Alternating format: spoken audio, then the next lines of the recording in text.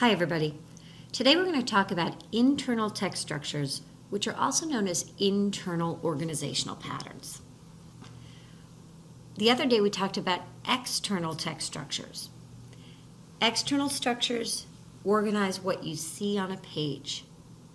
Internal structure is going to organize the ideas in the writing. So writers organize their ideas in ways that make sense.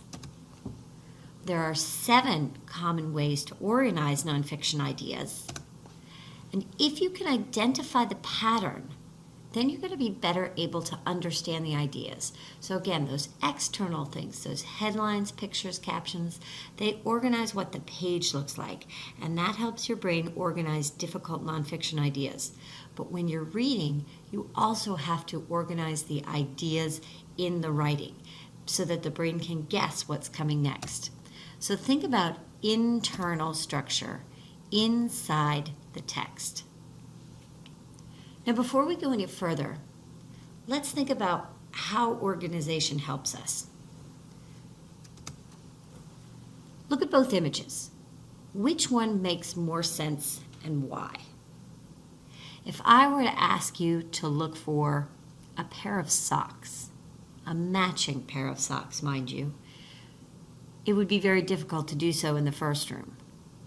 But in the second room, you would know exactly where they were. Perhaps they're in the second drawer in the dresser. Maybe they're in the little closet. Organization helps you find things. It helps you know what's going to come next. In this picture, organization is also helpful. If you started at the first person in line on the right, in the picture on the left, you can see what comes next. Even if you didn't see the picture, if we covered part of it up, you would be able to guess after the second one that the people are going to get taller and older. But in the second one, you can't even guess who's going to come next. As a matter of fact, there are some body parts that are floating around in there. So we want your brain to know what's going to come next in writing. So let's look at the types of internal text structure or organizational patterns that we're going to see. There are 7 common ones. First one is called enumeration and listing, concept and definition, compare contrast, chronological sequential, cause and effect, process, and generalization. This is what you should have open on your screen. This is the notes for the internal text structure. Today we're going to focus on the first 3, generalization, concept and definition, and enumeration and listing. When you're doing this, you're going to take notes. The red, and I'll tell you this in a second, you're going to fill in the red part in the definition. I expect you to highlight on the example. Okay? And I'm going to take a peek at these to make sure you do these because these are pretty important. All right, let's go. Our first one is generalization. The purpose of the text is to organize information into general statements with supporting details. So this red part up here, you need to put that on the definition line. You need to type that in. So if you need to stop the video, that's okay. Stop the video and get that typed in before I go on, because I want you to listen as I read and explain. Okay, so here's our generalization paragraph. Every human has traits that are individual and unique. Our genes and DNA make us different than every person, and no 2 people have the same fingerprints. Even identical twins with identical DNA have different fingerprints. This allows fingerprints to be our unique signature, which can be used for everything from background checks to biometric security to legal evidence in a trial. So generalization are kind of what's called general paragraphs. They're not structured in a real structured way.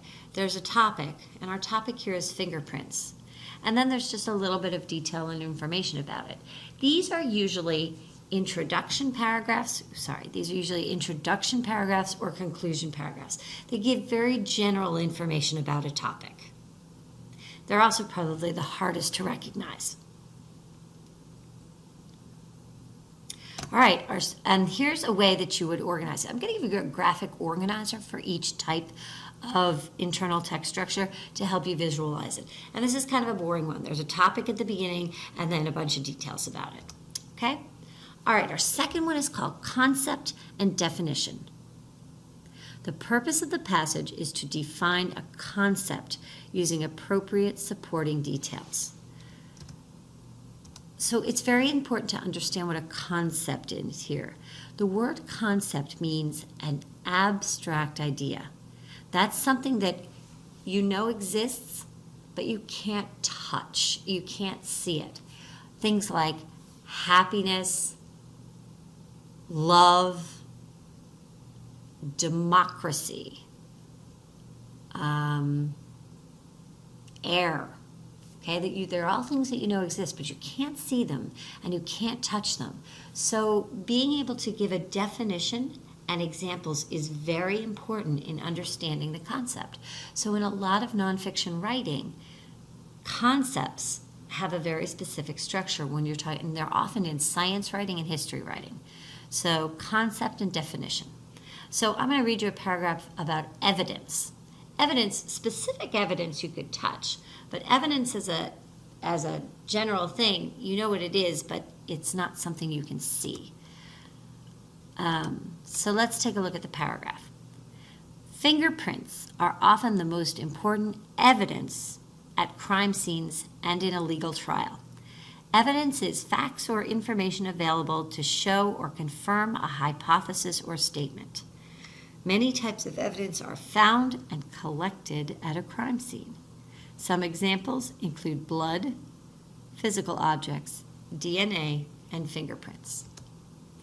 So some key words that you will often find in a concept definition paragraph are is or are, for example, defined. It's usually defined. It has to be defined to be in the paragraph. There's going to be a definition of that concept.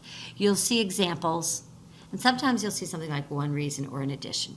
In this paragraph, we see is or are, and we see a definition of the concept, and we see an example. So our concept is evidence. And evidence is, and then you have the definition right after it.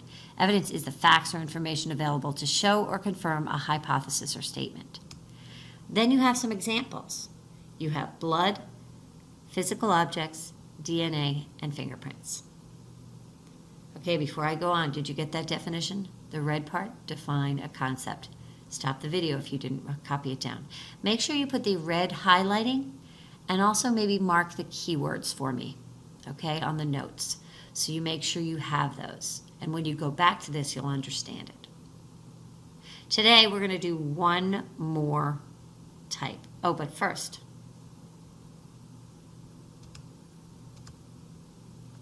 here's how you organize concept and definition paragraphs. At the beginning of the paragraph, you usually have the name of the concept and the definition. That's going to be at the beginning of the paragraph. Evidence are facts to confirm something. And then usually you'll have definitions following. Some examples to follow. Some examples are blood, physical objects, fingerprints. Okay, so that's the way you usually organize that paragraph. When you read a paragraph and you see, oh, there's this like abstract idea, I see a definition of it, and I see examples of it. That's going to be concept and definition. All right, we're going to do one more today, and then we'll do the last four next class. The last one is called enumeration, or the third one is called enumeration and listing. The purpose of the passage is to list or describe specific points or example about a topic. Go ahead and get that definition in there, list or describe. If you need to stop the video, please do so. Notice the word "num" in enumeration. Enumeration, sometimes in this paragraph, things are going to be listed first, then next. Sometimes it's just a list of things in the paragraph. There are many types of this, and this. So these are kind of paragraphs where you're looking for a topic and a list of details. Okay, so here's our paragraph. Fingerprints are made up of three shapes. The first shape is called a loop. which is the part of the fingerprint that curves up and back to form a loop shape. Loops account for about 60% of fingerprint patterns. The second shape is called a whorl, which is the circular and spiral pattern that looks like a tiny whirlpool. Whorls make up about 35% of fingerprint patterns. The last shape is called an arch, which creates a wave-like pattern. Arches make up only about 5% of all fingerprint patterns. Okay, here are some keywords that you might see in enumeration and listing. In this paragraph, we see a list of facts, and let's see if we can see them. Well, there's our topic. This is what it's about. Our topic sentence is at the beginning. Fingerprint patterns are made up of 3 shapes. Okay, and that sentence even tells you, we're going to show you 3 things.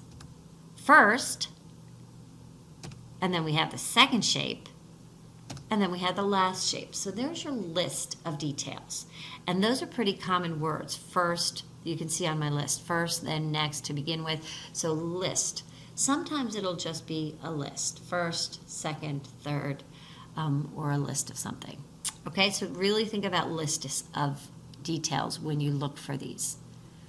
Okay, those are the 3 you're going to do today.